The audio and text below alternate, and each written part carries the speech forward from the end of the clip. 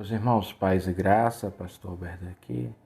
Essa aula foi ministrada pelo pastor Alberto alguns anos atrás, no curso básico de teologia, e também algumas vezes na igreja, tá? Você que está vendo esse vídeo agora, nós temos uma playlist de como estudar a Bíblia. E aqui nós vamos estar vendo hoje uma aula de reforço, tá? Que a Bíblia Sagrada é a palavra de Deus. A Bíblia é a carta que Deus nos enviou. A oração é a carta que nós enviamos a eles. Como eu sempre falo e relembro, sem a oração, sem a dependência do Espírito Santo, a gente vai estar lendo só uma forma mecânica. Nós precisamos se entregar, precisamos pedir, clamar a Ele em entendimento, graça, tá bom? Querido Deus e amado Pai, abençoe, ó Deus, ricamente a todos os nossos irmãos que vão estar vendo esse vídeo, que cada vez mais a nossa fé seja fundamentada nas Escrituras Sagradas, em Cristo Jesus, o nosso único e suficiente Salvador, em Cristo. Amém.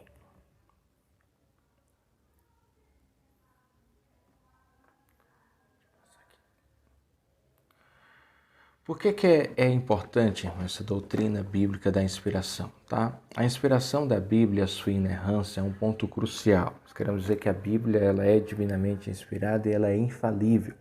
Afinal, as Sagradas Escrituras elas são a única fonte de autoridade em matéria de fé e prática para as nossas vidas. Isso é crucial pelos seguintes motivos. Exemplo, uma visão liberal, do adultério.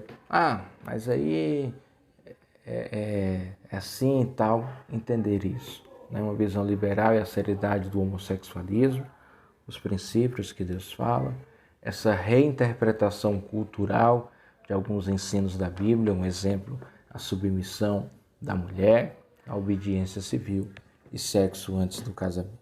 Então, muito importante nós entender isso, tá? Porque do contrário, aqui está umas ofertas. Do contrário, irmãos, a gente vai estar vendo uma Bíblia com uma visão cheia de erros. Não, mas as pessoas têm que entender que as Sagradas Escrituras, Jesus Cristo falou em João 17, santifica na tua verdade. A tua palavra é a verdade.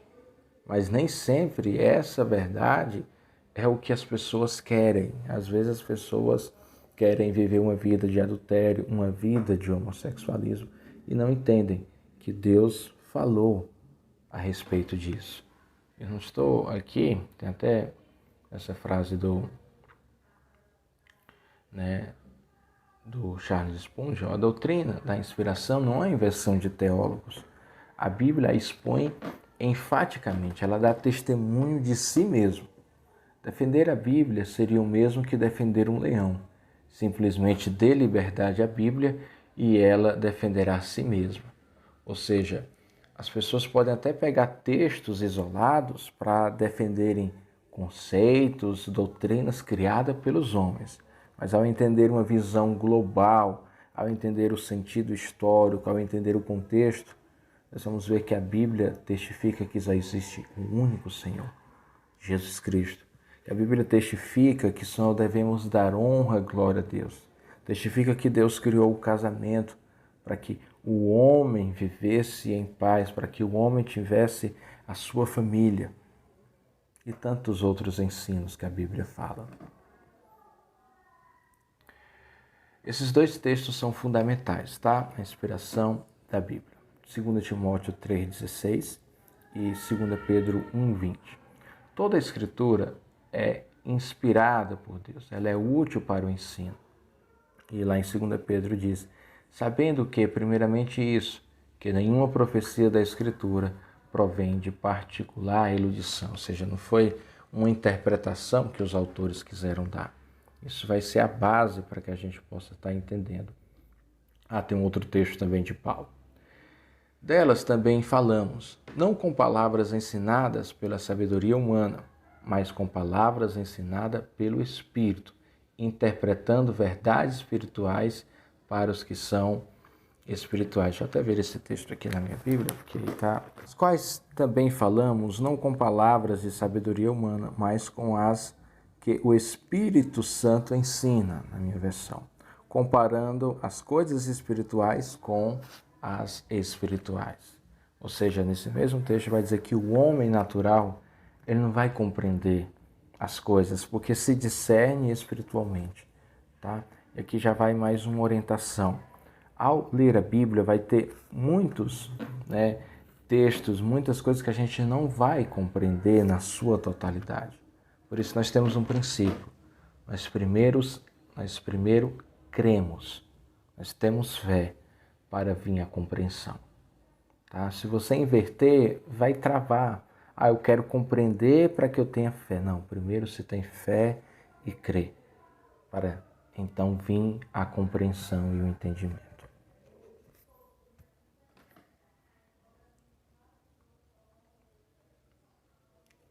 Pronto, 2 Timóteo 3,16.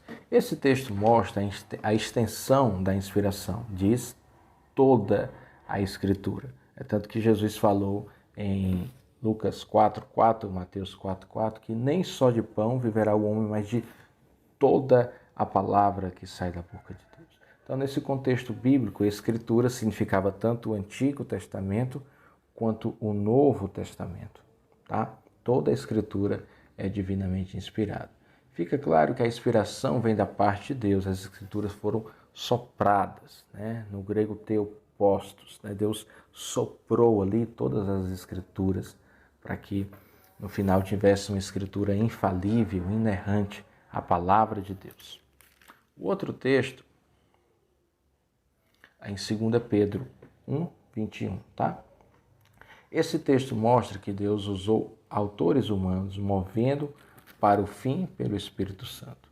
Outro fator importante revelado nesse texto é que não foi a vontade humana que produziu as Escrituras. A vontade humana pode falhar e pode produzir erros, porém não é assim com a vontade de Deus. Isso atesta a sua inerrância. Vou ler aqui o contexto de novo de 2 Pedro 1. Na verdade, a partir do 20, tá? Sabendo primeiramente isso, que nenhuma profecia da Escritura é de particular interpretação, porque a profecia nunca foi produzida por vontade de homem algum, mas homens santos de Deus falaram inspirados, em outras traduções, movidos, guiados pelo Espírito Santo. A Bíblia foi escrita por homens, verdade, mas homens santos, inspirados. Resumidamente, a 2 Pedro 1:21 diz que Deus usou homens e deixou para nós uma Bíblia totalmente confiável. Por isso que você vai ver nas Escrituras os erros de Davi, os erros de Pedro. Não porque Deus quis mostrar tudo para o nosso ensino. Os homens escrevendo sua parte, eles jamais iriam descrever suas falhas, seus pecados. Mas Deus quis registrar isso e nos mostrar que no processo final o Espírito Santo estava conduzindo ali.